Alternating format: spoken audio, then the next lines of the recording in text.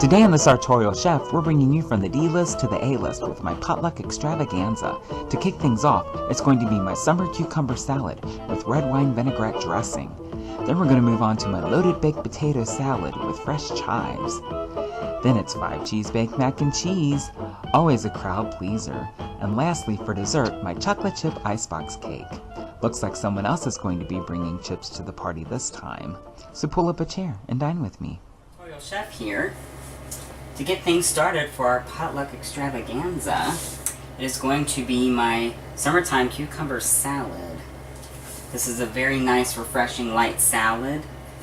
It's perfect for summertime when all the veggies are fresh from out of the garden. And we're going to start with the dressing first. It is a red wine vinaigrette. And we're going to do about a cup of sugar here.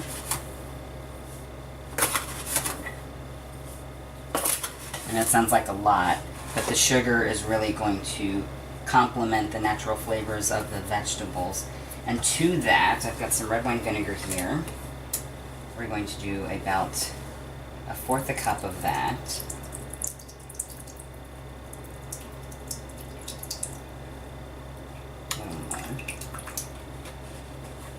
It is a really nice fresh salad, and the dressing is what really makes it sing. So I'm just going to stir that in, let the sugar get nice and incorporated. And to that we're going to do a pinch of salt, some fresh ground black pepper, a pinch of that as well, some garlic, just a little of that, some granulated garlic, and just a dash of some salad oil here. You don't need too much, just enough to kind of put it all together. I'm going to give that another quick stir here. Very good stuff. So I've got an onion here. The trick to cutting onions, the flat end, you want to just take that guy off. We're not going to need him. I'll set that aside. Now the hairy side, that you're going to just cut in half here down the middle. You want to leave this intact because that's going to hold the onion together while we go to dice it. So first, long ways, I'm just going to make a couple cuts in here. Then we're going to turn it up on its end. And then we're going to score it from the top. Just like that. And then we're gonna come down here like this, and you'll notice you're getting nice little bite-sized chunks out of the onion. And you're kind of just making a cross pattern here, almost like you're playing tic-tac-toe with the onion. And there we have it, nice uniform bite-sized pieces.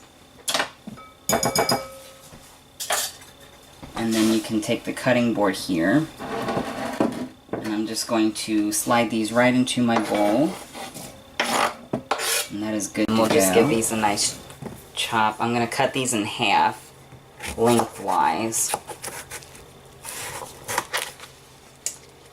and then I'm going to bring this to the side here, and then I'm going to go down the middle, just like that, and then we're just going to give these little dices here. I want some nice medium-sized pieces, not too big, not too small. And then we'll do our other one here. You can chop these bigger if you want smaller. I like a nice medium-sized dice on everything. Onions I don't like too big because they're kind of strong, but the cucumbers you can be more generous with this. And they're going to go straight into our bowl here. Slide those right on in. Lost one here. Whoops. Next, cherry tomatoes. If you're using a larger tomato or cherry tomato, you could cut them into 4s if you want. You can also use like a larger tomato and dice it. You can also leave them whole if you want, but I like to cut them in half so their juices kind of get into the dressing and everything kind of marries together. So we'll just dice these here, and I've just got a small package. That's all we're going to need. And the last of our tomatoes here. And then we're just going to, these are going to go into our salad as well. Now, a piece of resistance to my salad here. Mozzarella pearls. I just picked these up at the grocer. They're a little on the pricey side, but they are well worth it. Because who doesn't like cheese in their salad? I know I do. And this is fresh mozzarella. You can always buy the tubes of a fresh mozzarella and break it up yourself, but I like the pearls because they're already ready to go. Okay, now we're going to come in here with a spoon. I'm just going to give our salad a nice toss. Get down there in the bottom where the dressing is and just really get everything nicely incorporated. You want everything with a nice generous coating of that dressing on it because that's what's going to make it good here. There we go. Now, I'll go ahead and give this a little taste. The salad is really good if you let it sit overnight. The vinegar really breaks down the vegetables, makes them nice and tender. The cucumbers, the onion, the tomato, everything like that. But you can always make this the day of, make it a few hours in advance. Just set it in the fridge and let it chill. This salad is best served when it's cold, especially if you're doing like an outdoor thing. You want to let it chill nicely before you serve it. But I'm just going to come in here and give this guy a little taste now. I cannot wait for it to sit in the fridge. I just want to make sure I get everything in one little bite. This is going to be so good, you guys. Yes, I have the cucumber on here, tomatoes, some cheese, and onion. So good, you guys. Oh my gosh, yes. Mmm. Mmm. Gosh. Mmm.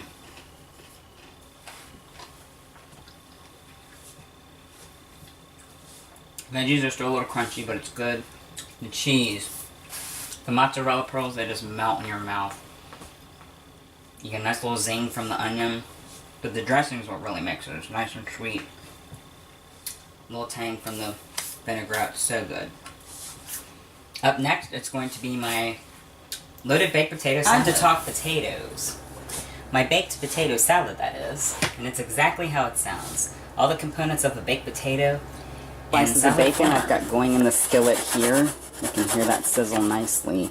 I'm just letting that render down. That finishes cooking. I'm going to dice my potatoes. I've already got some water on the stove boiling.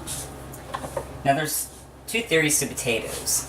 One is you throw them in the water first and cook them, and then you dice them. I like to dice them first. Yeah, they turn colors when you dice them, but if you work with them quickly, it's not a big deal. And they cook a lot faster once they're diced, whereas you were to put them in whole. And then they're already diced. You don't have to wait for them to cool off for you to cut them either. So it's a great time saver. And I'm going to dice these. I'm going to cube them, actually. Just some about little half-inch cubes. I'm just going to set those aside. We're going to dice all these potatoes. We're going to throw them right into our water. It is ready to go.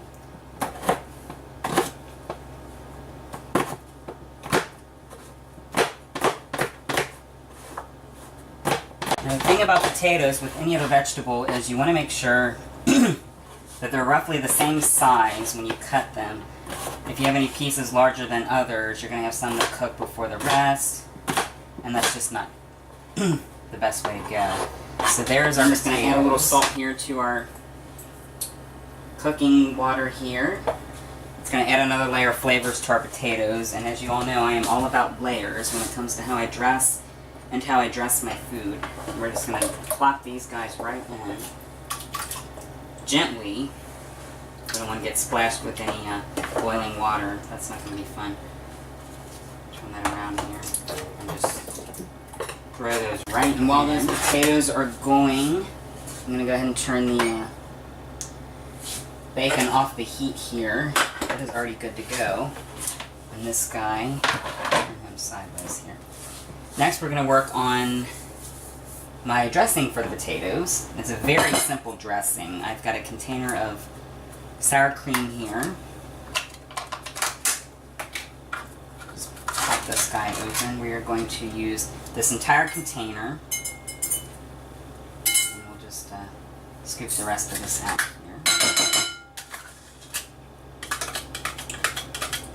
Very nice. It doesn't take much. You just need enough to coat the potatoes. Now I've also got some ranch seasoning here. So we're gonna do about a couple tablespoons of that. And just to give it a little kick, I've got some hot sauce here. And I'm just gonna do a couple dashes of the hot sauce. You don't want to do too much, because this goes a long way. Okay, there we go. Just gonna give it just a nice little kick. And then we're going to give that a stir. Just like a zesty kind of ranch dressing here. Now this also is good as a vegetable dip if you're doing like a crudité or something. Just put a little cup of this out for people to dip their vegetables in. It's great. But today we're using it for my potato salad. And I've got the bacon, I've got some cheese out, and I've got some chives. I'm going to get those out here.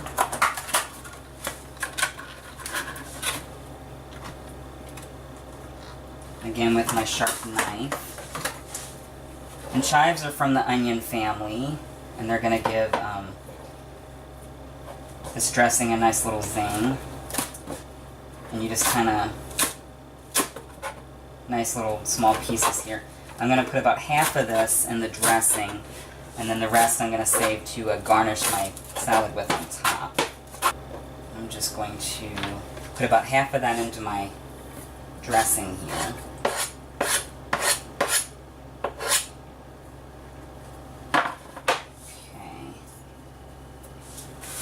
Now that our bacon is cooled, we can add that. I'm just going to pour off some of this grease here. We don't want the grease in our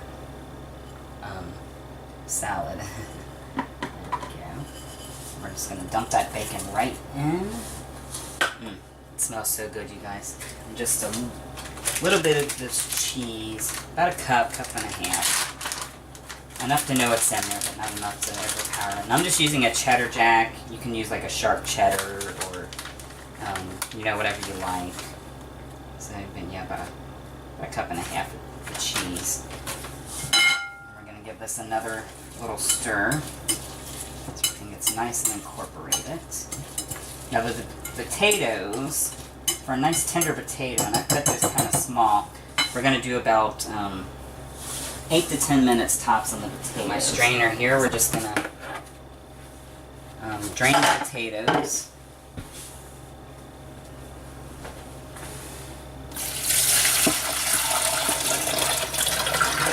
Get all that liquid out of there. We want to make sure we get all the liquid out of our potatoes. If there's any liquid, it's going to make our dressing runny, which is not. Okay, so our potatoes are cooked and cooled. We've got our dressing going. And I'm just going to throw these guys right in. And then we're just going to, well, we'll get rid of this. Nice little spoon here. We're just going to give this a stir. You want to get the potatoes nice and incorporated into the dressing. And what's great about the potatoes is they release starches as they cook. And the starch is going to grab hold of this dressing and it's going to help it cling to the potatoes, which is what we want. So when you're draining the potatoes, you don't want to rinse them because you're going to lose the starches. You just want to make sure you get all the water out of there. And now we're just going to take the rest of our chives here. We're going to sprinkle that on top. That's going to give us a nice finish to our dressing. We're going to give this a little taste. Make sure it's how we want it. Yep. Very nice. The potatoes are nice and tender. The dressing, you get a little kick from the hot sauce. Can't go wrong with ranch. Everybody loves ranch. Bacon and cheese. This is going to be a crowd pleaser. Coming up, it is going to be my baked mac and cheese. Now onto some comfort food. Now what doesn't spell comfort food more than mac and cheese? You bring mac and cheese, you're going to be everybody's best friend. So I've got water boiling now and it is ready to go. I'm going to pour in just about half a box of this macaroni. Now I've salted my cooking water. That's going to flavor our pasta. That's also going to help get the water boiling faster. So I'm going to go ahead and add that. Just about half a box. And that's going to cook about 7 to 8 minutes. So we'll go ahead and set the timer on that just to be on the safe side. Now while that's cooking, I'm just going to give it a quick little stir here. Sometimes I throw a little oil in the water just to keep my pasta from sticking together. And we're just going to let that go.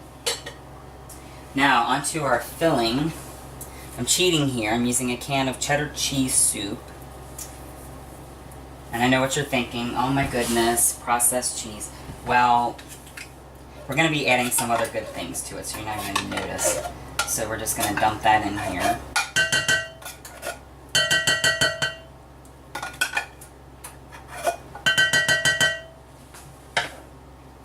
And then to that, we're going to add equal parts milk. Now, what's good about the cheddar cheese soup, instead of going on the stove and making a roux and waiting for it to set and blah blah blah, this is already the consistency you want, so you don't have to like mess around. And then you can just add to it whatever cheeses you want and you're good to go. So that's it for the milk. Now, cheeses. I've got two here. I've got some cheddar jack, which we used in our potato salad, and I'm just going to throw the rest of that in here. Yum. And I have some mozzarella and provolone. Now, you can buy fancy cheeses if you want and put them up yourself, but this stuff is just as good. You're really not going to notice the difference because we're going to be adding a lot of seasonings and different things that are going to really jazz this up.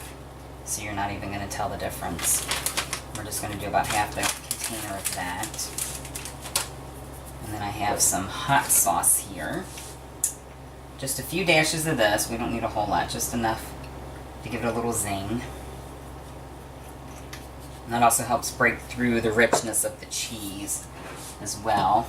And then I've got some Dijon mustard here. You can use any kind of mustard. I like the Dijon. It has a nice color to it. And we're just going to do about a couple teaspoons of that. Not too much, just enough to give it a little zing. And onto our spices. A little salt. A few pinches of salt. Some fresh ground black pepper. A few dashes of that as well. A little granulated garlic.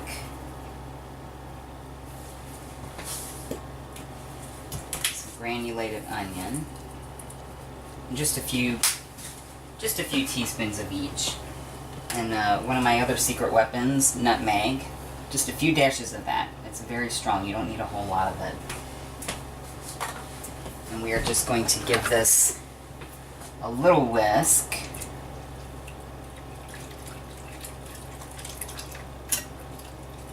Just so everything gets nice and incorporated. And this is going to go straight into the microwave. I'm going to pop this right in, and I'm going to just hit the 3 here, and that's 3 minutes for us. Okay guys, our cheese mixture is ready to come out. Doesn't that look awesome? Now this is my go-to for mac and cheese, but this cheese you can use for anything. You want to make a cheese sauce for like chips or something to dip in, there's always that. Or like a potato casserole, something like that. It's very simple, quick to go.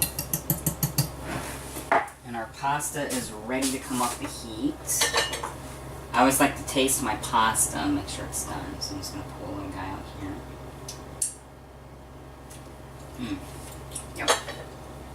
I like a little bite to my pasta, but not too mushy, not too hard, just right. Turn the heat off, and we're just going to dump this.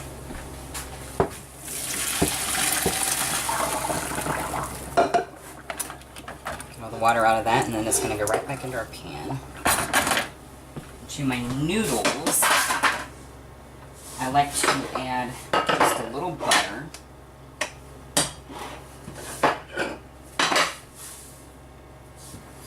And a little oil.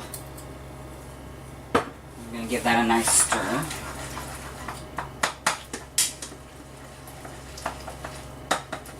Awesome. And then our cheese sauce is just going to go right into our pan.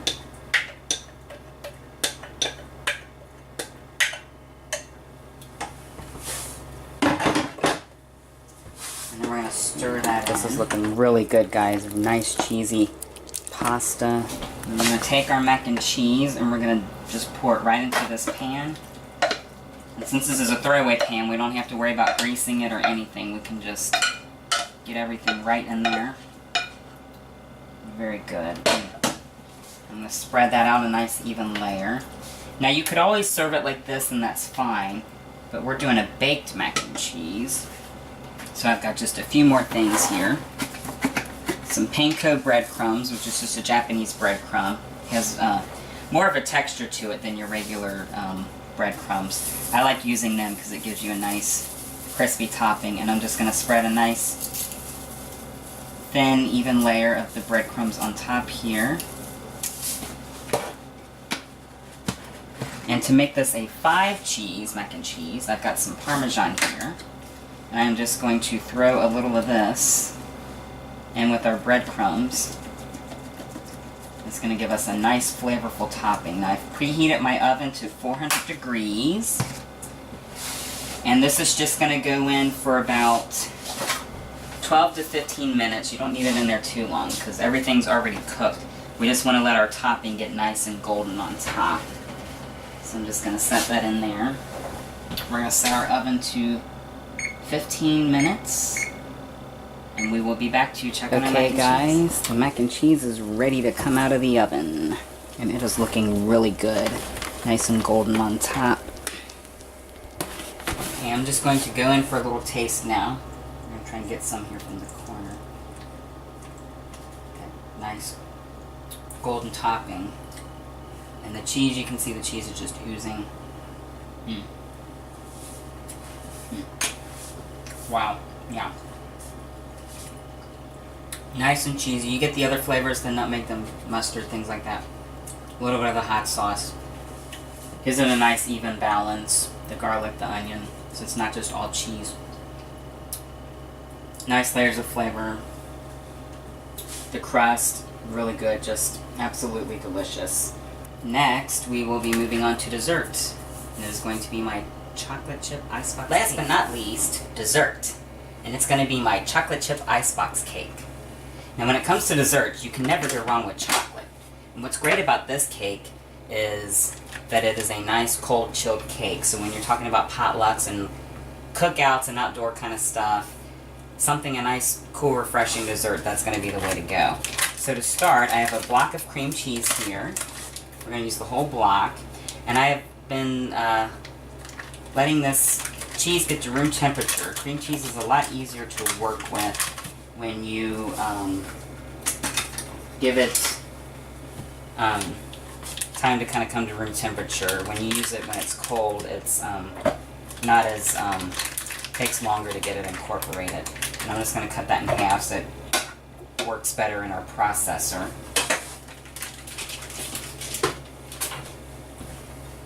To that, I'm going to add about a cup of heavy whipping cream, which should be about the rest of this container here. Alright. Now we're going to jazz this up a little bit. Just about a pinch of salt. I know people always think, what? Salt in dessert? But salt is really good at helping to bring out the sweetness of, the natural sweetness of your ingredients. And then I've got some vanilla here. I like to use good vanilla. A couple teaspoons of that. And instead of getting all my little measuring spoons out, I like to just use the cap, because it's about a teaspoon and a half.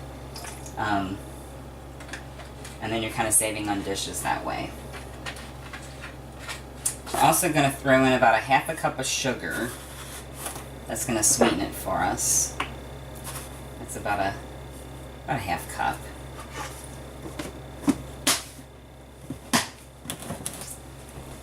A couple tablespoons of this, because we want to give it a nice chocolatey flavor. I'm going to do one more just for good measure. That's going to give our mixture a nice dark color as well as a good chocolatey flavor. And pop our lid on here, and we're just going to toss this. And I'm tossing now. I don't want to over mix it, because the heavy cream, it's going to get too stiff, and you don't. And we want a nice, light, airy cake. Looks pretty good to me. I'll just set that aside for now. Pull this out now. For the base of our cake, I have some chocolate chip cookies here I picked up from the grocery. You can always make your own cookies for this, but I just, I think it's easier to do the store-bought. And then I'm gonna flatten these out a little bit and just lay them in the bottom. You just want to make sure that you cover the bottom of the pan as much as you can. Then I'll, if I have any gaps, sometimes I'll take a piece and just kind of stick it in the little nooks and crannies. So you want to make sure the bottom layer you cover pretty fairly well. So that's that. Now we're going to take our mixture here and make sure we get the blade out of here. Be careful anytime you're dealing with the blade from your mixer, because it is going to be very sharp, and the last thing you want to do is cut yourself. Got our first layer of cookies down. We're just going to add our mousse to that. I'm going to pour just a little over the top here, about half of it. We're going to spread that out. Make sure you get all the way to the edge of the pan with this. See, what's going to happen is these cookies, and I like to make sure they're a nice soft chocolate chip cookie. This mousse, we're going to set this in the fridge, and this mousse is going to soak into the cookie, and it's going to become like one big cake. And I'm using a springform pan here, which is going to make it easy to pop the cake out when we're finished here. And then I'm just going to add my next layer of cookies.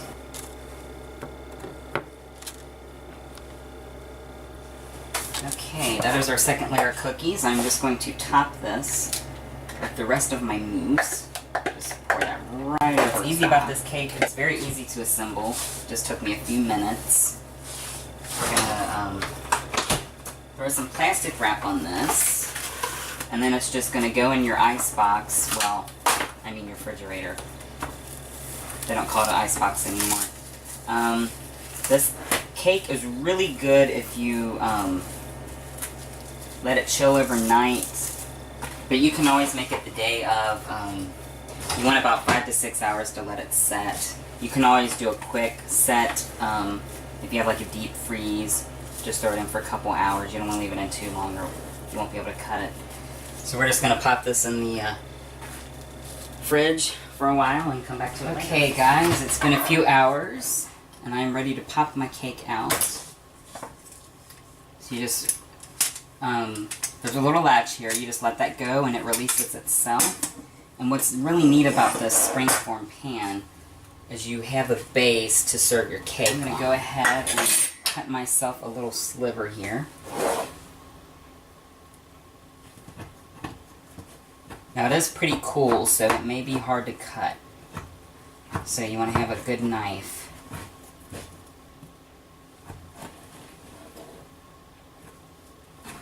And I'm just going to take a little sliver right now to taste it with. Pull that right off. Just going to cut into this. Yeah, it's delicious. The cookie is nice and soft from the mousse. Yeah, the mousse really sets under the cookie nicely. The cookie almost like a sponge kind of soaks up the mousse. Nice and soft. Nice strong chocolate flavor from the mousse. Until next time, this is the Sartorial Chef bidding you adieu.